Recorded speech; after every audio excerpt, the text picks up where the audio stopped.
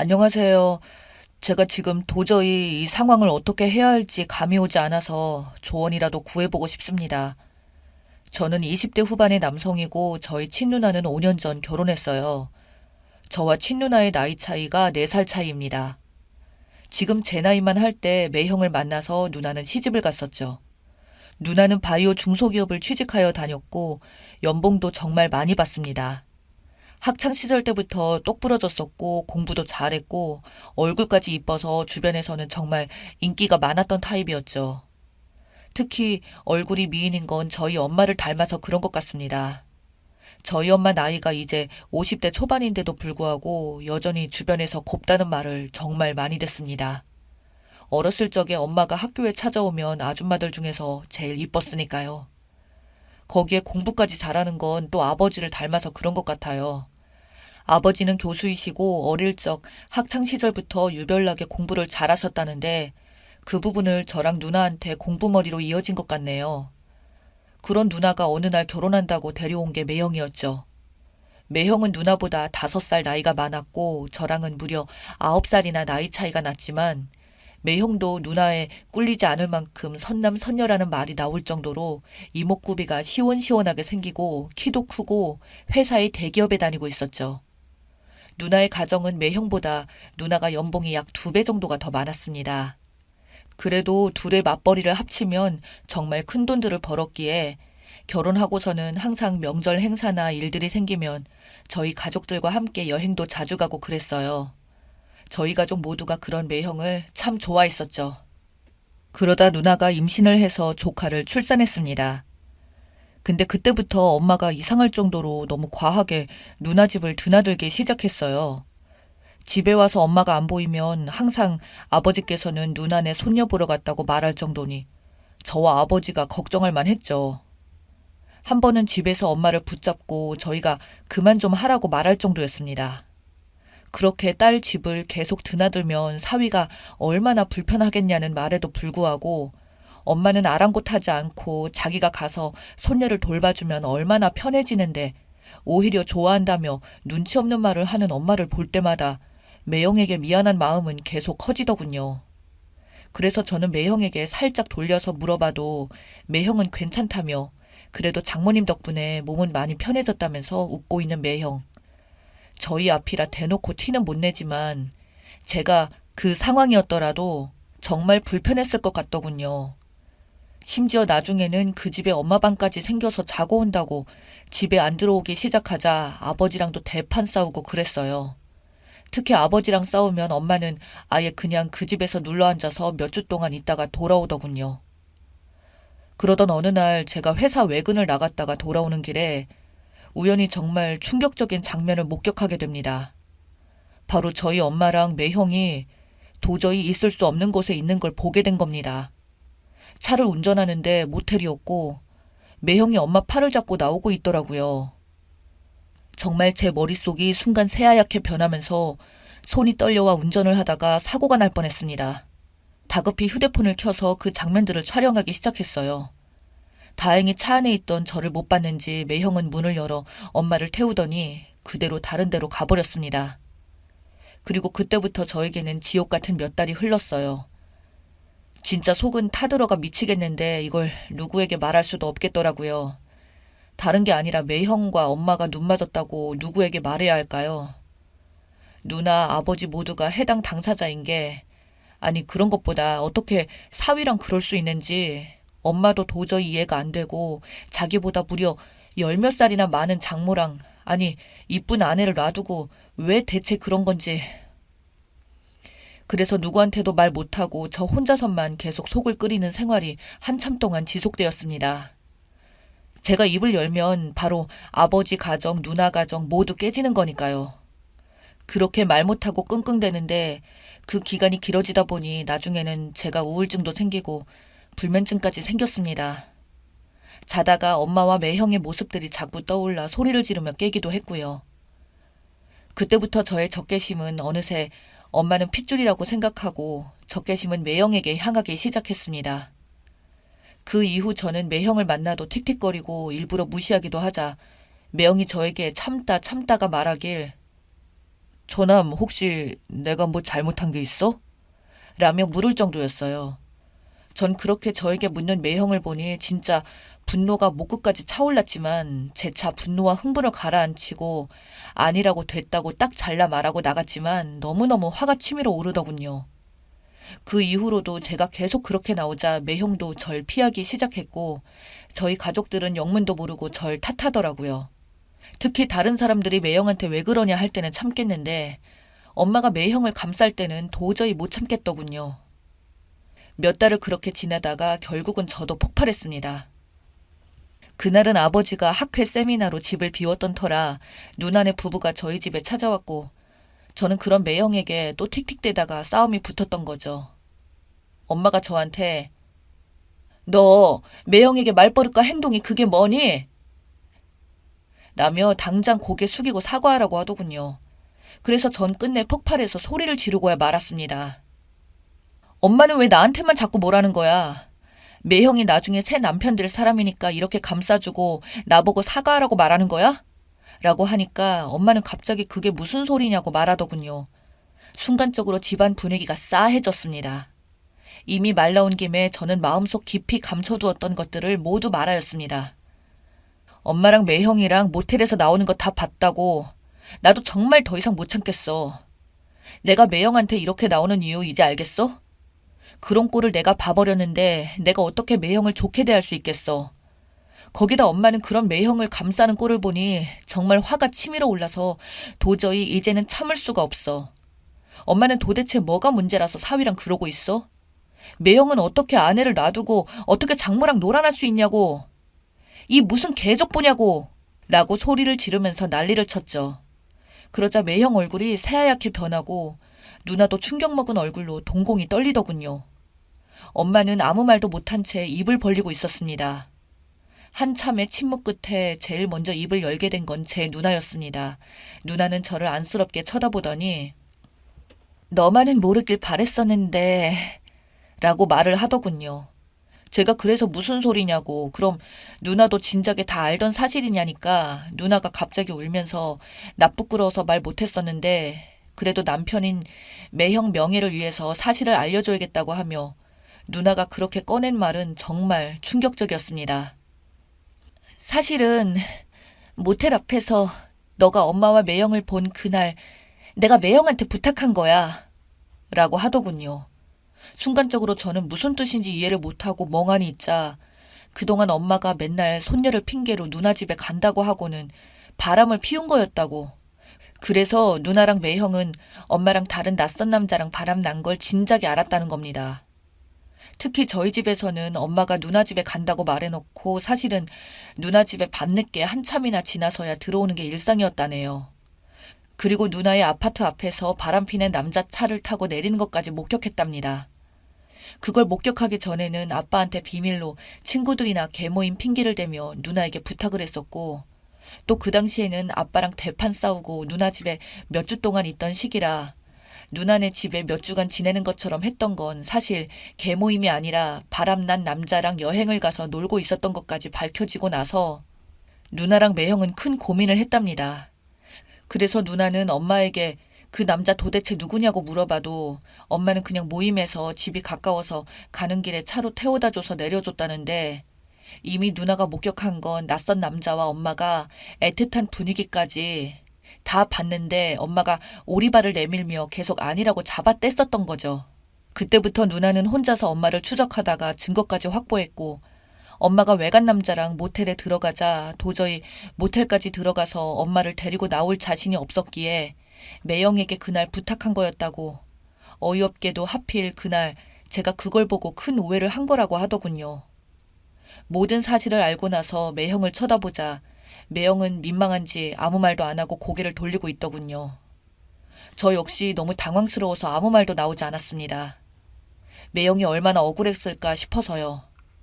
이렇게 되면 사실상 엄마만 나쁜 여자였고 이 모든 사태를 불러왔다는 게 특히 매형이 그 바람의 대상이 아니라는 것에 다행스러우면서도 화가 치밀어 오르더군요. 누나는 저에게 미안하다며 그냥 이렇게 넘어가자고 했어요. 엄마가 두 번 다시는 절대 그러지 않기로 했다고 너도 매형 오해한 거 사과하고 그냥 우리 없었던 일로 하자는 겁니다. 그래서 저는 매형한테는 무릎을 꿇고 머리 숙여 사과했습니다. 정말 죄송하다고. 제가 매형을 크게 오해했다고 말하자 매형은 아니라고 괜찮다며 누구라도 그런 상황을 목격했다면 누구라도 그렇게 반응할 수밖에 없지 않겠냐며 오히려 저를 다독여주더군요. 그 와중에 옆에서 한마디도 말도 못하고 얼굴이 하얗게 질려있는 엄마를 저는 노려보며 말했습니다. 누나랑 매형은 이렇게 덮었을지 몰라도 난 엄마를 절대 용서할 수가 없어. 아버지한테 모든 걸 이야기하고 당장 엄마를 집에서 내쫓아내고 싶어. 그러자 엄마는 울면서 정말 그때는 잠시 미쳤었다고 한순간의 실수였다며 한 번만 제발 한 번만 넘어가 달라고 네 아버지 성격이면 단칼에 이혼이라고 그래서 저는 엄마에게 한순간의 실수가 몇 달이나 모든 가족들을 기만하고 그걸 딸 손녀까지 팔아가면서 핑계들을 만들어가며 남자랑 놀아나고 있냐고 엄마가 이로 인해서 정말 부끄러움이란 걸 안다면 그런 말을 하지 말고 죄를 저질렀으면 그냥 받아들이라고 말하며 제가 길길이 날뛰었어요. 그런데 누나가 저한테 매달리며 부탁했습니다. 우리 엄마 한 번만 봐주자고요. 저렇게 정말 아버지랑 엄마가 이혼하게 되면 너도 결손가전 자식으로 결혼식을 하게 되지 않겠냐며 엄마가 그 이후로는 단 한 번도 다른 남자한테 얼씬 안 하신다고 진짜 한순간 실수니까 봐주자고 말하는데 저는 사실 우리 아버지가 너무 불쌍합니다.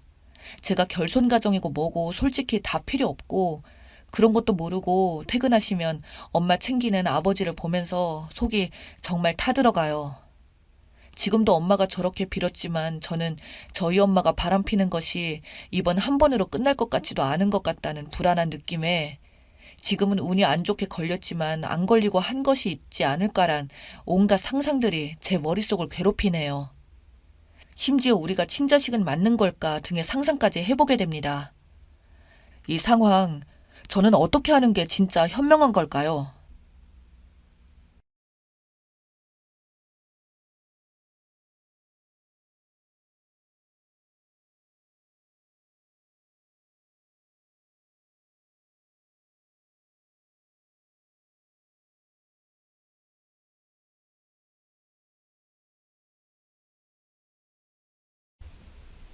저는 70대 여성이고 저희 작은 며느리의 이야기를 할까 합니다.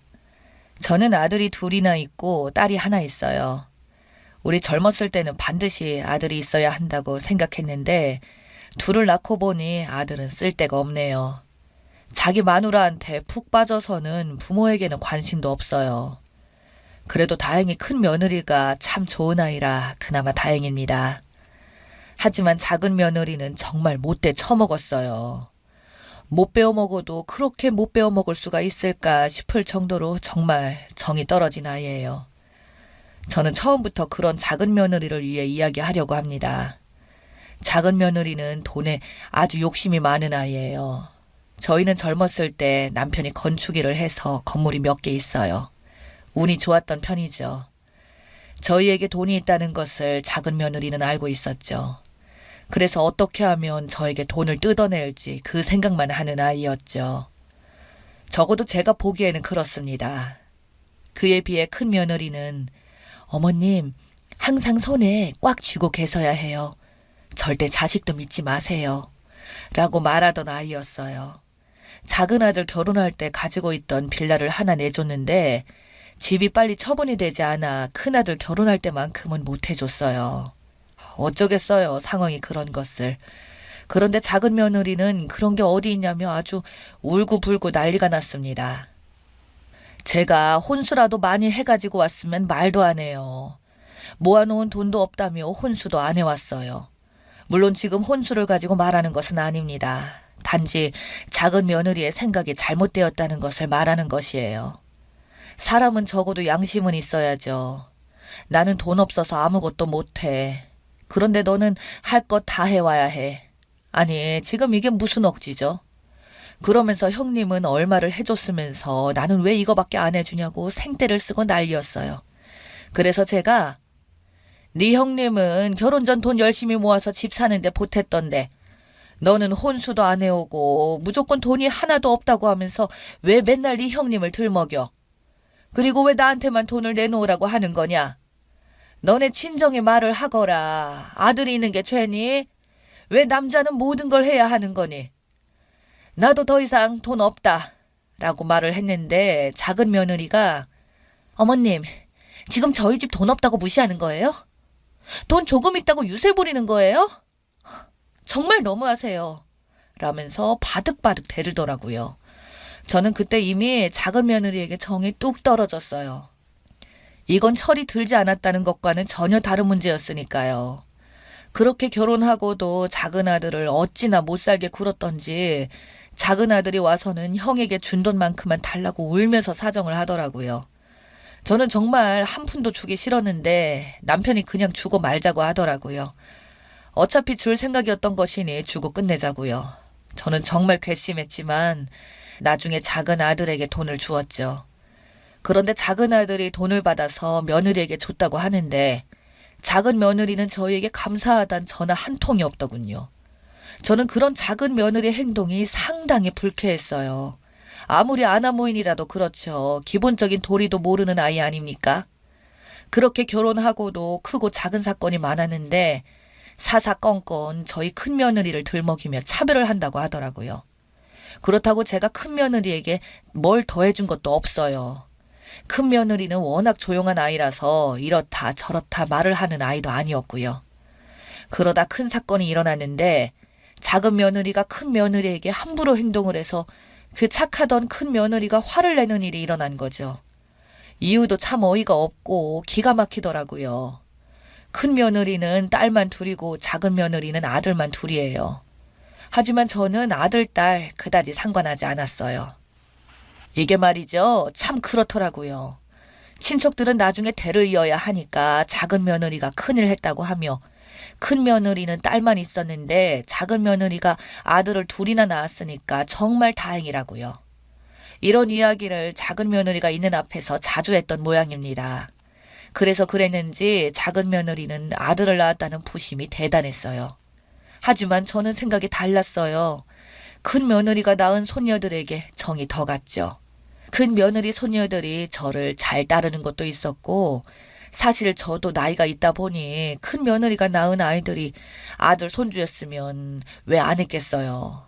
조금도 아쉽지 않았다면 거짓말이죠.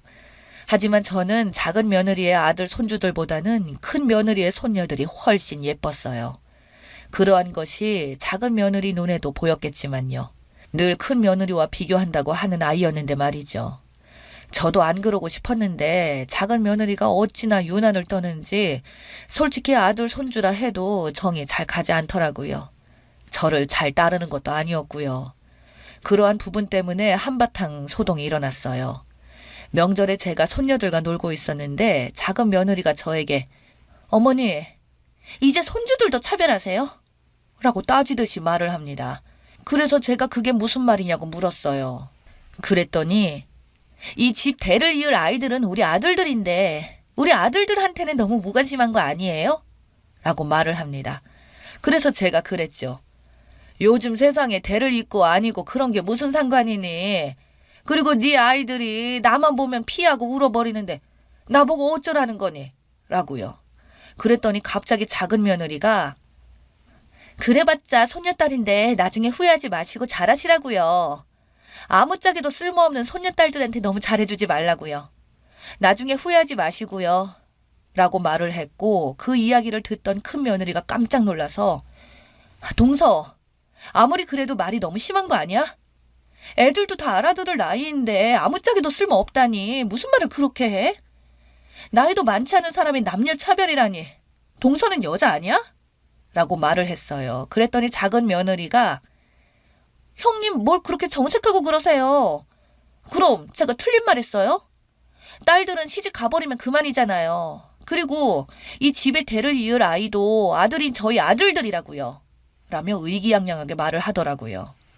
어쩜 그렇게 말도 함부로 하는 것인지 큰 며느리가 어이없다는 표정으로 작은 며느리를 바라봤는데 아주 어깨에 힘이 잔뜩 들어가 있더라고요. 그래서 제가 작은 며느리에게 한마디 했습니다. 아무리 철이 없어도 그렇지 어디 형님한테 말을 그렇게 함부로 하는 거냐. 얼른 형님한테 사과하거라. 라고 말을 하는데 작은 며느리가 몹시 흥분한 상태로 짐을 챙기더니 아이들을 데리고 가버리더라고요. 가면서 끝까지 후회 말라고 하더라고요. 아무리 못돼 먹어도 그렇지 어쩌면 이럴 수가 있나요. 그리고 그 뒤로 연락도 없었고 한동안 조용했어요. 남편 생일날도 작은 아들 혼자 왔는데 저희 큰아들이 재수 씨랑 애들은 이라고 물어봤는데 작은 아들이 눈치를 보며 그냥 피곤해서 안 온다고 해서 혼자 왔다고 말을 얼버무려 버리더라고요. 저희는 다 알고 있었어요. 작은 며느리가 화가 나서 안 왔다는 것을요. 하지만 오히려 작은 며느리가 오지 않으니 마음은 훨씬 편하더라고요. 그러던 어느 날 정말 황당한 일이 일어나는데 작은 아들이 저에게 다짜고짜 돈을 달라고 하는 거예요. 정말 그냥 와서는 남편과 저에게 나 돈 필요한데 돈 좀 줘. 이렇게 말을 하더라고요. 우리한테 돈을 맡겨놓은 것도 아니고 무작정 돈을 달라니요. 부모가 무슨 봉입니까? 그래서 돈이 왜 필요하냐고 물어보니 작은 며느리가 사업을 하고 싶다고 했답니다. 사업에 사자도 모르는 아이가 무슨 사업이냐고 했더니 집에만 있기 답답하다고 사업을 하고 싶다고 한다고요. 그래서 저희는 당연히 거절을 했죠. 말도 안 되는 소리 하지 말라고요. 그랬더니 그날 작은 며느리가 정말 오랜만에 저한테 전화 와서는 어머니 그거 얼마 되지도 않은데 못 해주신다고 했다면서요. 라고 말을 하네요. 아니 뭐 이런 싹퉁머리가 다 있을까요? 그래서 제가 머리끝까지 화가 나서 뭐가 어째? 얼마 되지도 않는 돈? 5천만 원이 얼마 되지도 않는 돈이니? 라고 물었는데 작은 며느리가 제가 1억을 달라는 것도 아니고 꼴랑 5천만 원밖에 안 되잖아요. 그리고 어머니 그 정도는 있으시잖아요. 이 집안 대를 이을 아들 뒷바라지 하려는 것인데 그 정도도 못 해주세요? 다른 집들은 아들 낳았다고 차도 사주고 생활비도 꼬박꼬박 주고 하는데 어머니는 나중에 정말 어떻게 하시려고 이러는 거예요? 지금 잘해주셔야 나중에 저희 아들들이 잘하죠. 라고 말을 하는데 정말 기가 막히고 어이없어서 그 꼴랑 얼마 안 되는 5천만 원이니까 네가 알아서 하거라. 너희 친정에 말하면 되겠구나. 꼴랑 얼마 안 되는 5천만 원이니까 라고 말해버렸어요. 그랬더니 작은 며느리가 방방 뛰면서 어머니는 왜 맨날 저희 친정 무시하세요? 돈 주기 싫으면 주지 마세요. 그리고 앞으로 어머님 손자들 볼 생각하지도 마시고요. 돈 줄 때까지 손주들 안 보여드릴 거예요. 라고 말하고는 전화를 끊어버리네요. 정도가 있어야죠. 그렇게 저는 작은 며느리 없는 셈치고 살고 있어요. 그리고 저희 큰 며느리에게 꼬박꼬박 생활비를 보냈어요. 마치 작은 며느리 보란 듯이요. 저는 정말 괘씸했거든요. 큰 며느리는 괜찮다며 거절했지만 저는 그냥 받으라고 했어요. 우리가 뭐 돈을 그렇게 쓸 데도 없고 아이들 공부하는데 보태라고요. 그랬더니 큰 며느리가 어머니 동서 알면 난리 날 거예요. 라며 걱정을 합니다. 그래서 제가 그랬어요. 알아도 된다고요. 그리고 아니나 다를까 얼마 뒤 작은 며느리가 흥분을 한 채 전화를 했더라고요. 저에게 막 욕을 하고 소리를 지르면서요. 어머니, 저한테 어떻게 그럴 수가 있어요? 형님한테 생활비 주신다면서요. 저한테 돈 없다고 하셨잖아요. 라고 하길래 제가 그래, 생활비 보태주고 있다. 근데 네가 무슨 상관이니? 너는 이제 나한테 연락도 안 하고 산다고 하지 않았니? 나한테는 며느리가 한 명뿐인데 그래서 우리 며느리한테 준 것인데 왜 그러는 것이니? 라고 말했죠. 그랬더니 작은 며느리가 어머니 나중에 진짜 후회하시게 될 거예요. 저는 절대 우리 아들들 어머니 안 보여드릴 거고 나중에 어머님 아버님 돌아가셔도 제사도 지내지 말라고 할 거예요. 라고 말을 합니다. 그래서 그래 그러거라. 나도 자식 키워보니 아들 자식 아무짝에도 쓸데도 없더구나. 너 같은 며느리나 데리고 오고 말이다. 나도 항상 기도하마. 네 자식들이 나중에 커서 결혼하면 딱 너 같은 며느리 데리고 오라고 말이다. 그리고 우리는 우리 죽어서 제사 지내주고 그런 거 다 필요 없다. 살아있을 때 잘해야지. 죽었는데 잘하면 무슨 소용이냐.